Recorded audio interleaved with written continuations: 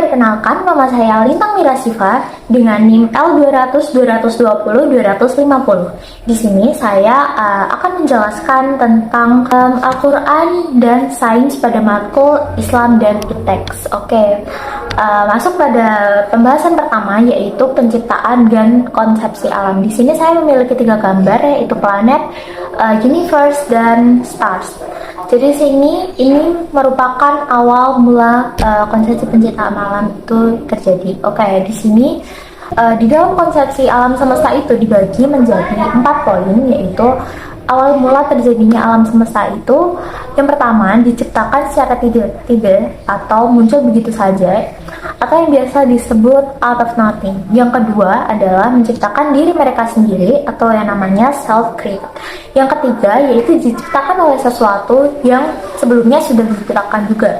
Yang keempat adalah diciptakan oleh zat yang tidak tercipta atau yang biasa disebut hamzah torsis. Oke, di sini menurut hasil data dalam Al-Quran, dari keempat macam konsep tersebut berdasarkan argumen filosofis dan sains modern, maka kemungkinan keempatlah yang paling rasional, yaitu hamzah torsis. Hal ini sejak awal sudah dinyatakan dalam Al-Quran bahwa asal mula alam semesta digambarkan dalam Al-An'am, ini ayat ke-101, yang memiliki arti dialah pencipta langit dan bumi. Itu maksudnya Allah Subhanahu wa Ta'ala. Lalu di sini latar belakang terbentuknya alam semesta itu sendiri adalah kesimpulan oleh astrofisika saat ini, yaitu kesimpulan alam semesta beserta dimensi waktu dan dimensi ruang muncul karena ledakan raksasa yang melemparkan seluruh materi ke semua arah. Nah, peristiwa ini tuh disebut dengan Big Bang. Oke, Big Bang, maaf. Terus dentuman yang besar itu terjadi ketika seluruh materi kosmos keluar dengan kerapatan yang sangat besar dengan suhu yang sangat tinggi, lalu disertai dengan volume yang sangat kecil.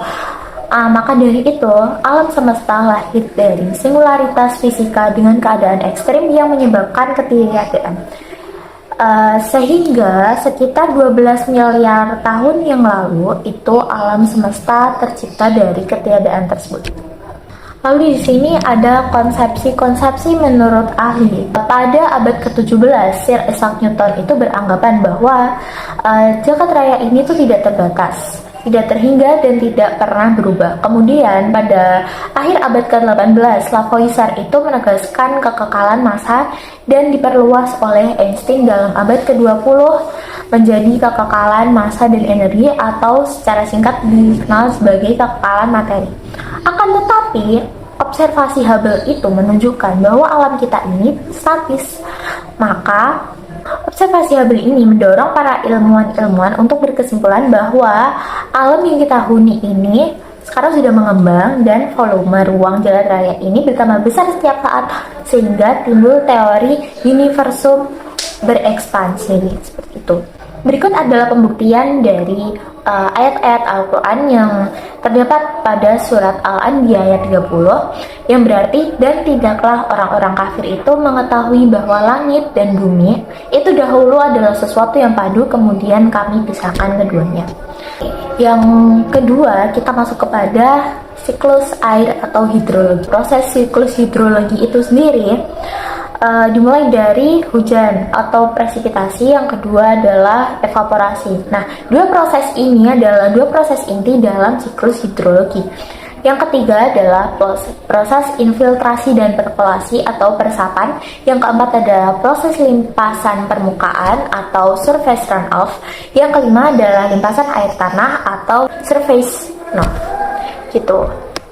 Lalu di sini ada sedikit penjelasan tentang siklus hidrologi, yaitu dijelaskan juga bahwa air yang jatuh ke bumi dapat berupa air sungai, air danau atau laut sebagai aliran limpasan, dan air tanah sebagai akibat dari infiltrasi.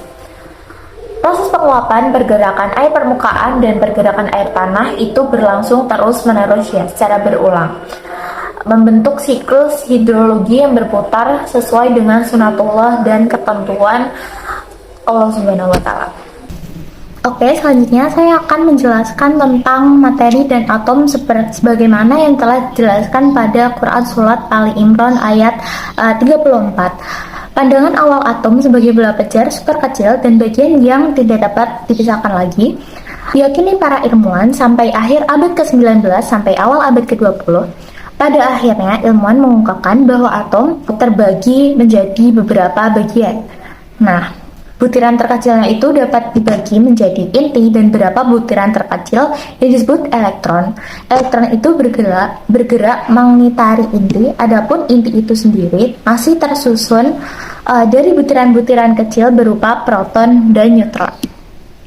Oke, bab selanjutnya adalah besi. Besi seringkali disebut ferrum atau Fe dalam simbol atom pada tabel periodik. Di sini ada gambar atom besi dan di sini adalah tekstur besi dan di sini adalah produk dari besi itu sendiri. Lalu memasuki bab besi dan tembaga cor. Teknik pengecoran logam yang dijelaskan meliputi dua unsur bahan, yaitu besi atau al-hadid dan tembaga atau ketron. Dua keadaan yakni sama rata dengan dua tempat yang kokoh, sawa baina al-sabbandaini dan api atau narun, serta dua proses meniup anfaku dan mencurahkan dan menuangkan atau ufrik. Tujuan pengecoran perpaduan besi tembaga adalah untuk menghasilkan logam perpaduan atau alloy yang lebih kuat daripada logam bersih murni sehingga lebih kokoh sebagai benteng pembatas. Seperti itu.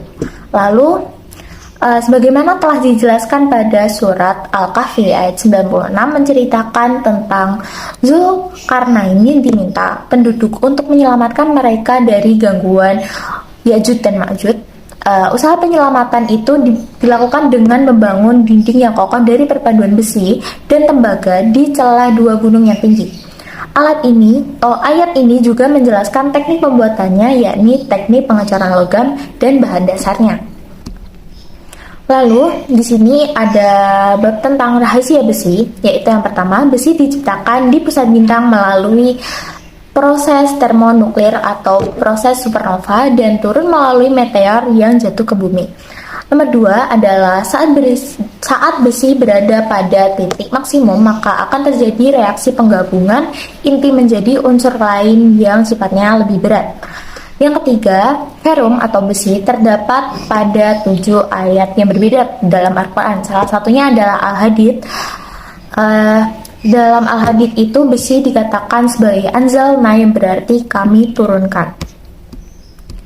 Lalu, bab selanjutnya kita akan membahas tentang oceanologi, yaitu ilmu yang mempelajari tentang kelautan. Landasan teori dari oceanologi adalah dalam ayat Al-Quran surat ke-55 dalam ayat ke-19 sampai 20 dan Quran surat Al-Furqan ayat 53 disebutkan bahwa Allah menciptakan dua lautan yang bertemu namun tetap memiliki pembatas atau physical zone. Nah, yang tidak dapat dilampaui oleh keduanya. Kata maroja dan barza digunakan untuk menyatakan pertemuan dan perpisahan antara keduanya. Sesuai dengan konsep tegangan permukaan, para ilmuwan modern menemukan fenomena ini di Selat Gibraltar, di mana perbedaan gaya fisika mencegah percampuran dua lautan. Quran surat Al-Furqan ayat 53 juga menyebutkan fenomena serupa di muara sungai. Ini mengungkapkan pemahaman yang menakjubkan pada abad ke-7 Masehi. Mungkin sekian dari saya. Terima kasih. Apabila ada salah kata, saya mohon minta maaf. Wabillahi taufiq wal hidayah. Wassalamualaikum warahmatullahi wabarakatuh.